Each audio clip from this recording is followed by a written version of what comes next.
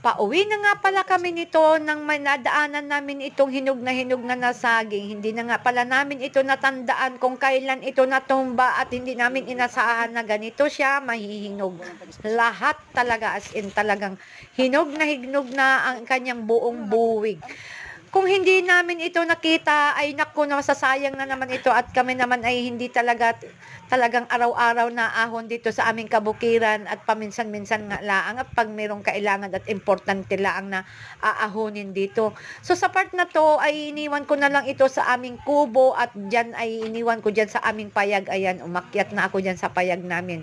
Kasi hindi naman talaga namin ito makayang dalhin dahil may mga bit-bit nga kaming tig-iisang sakong uling ng aking kuya.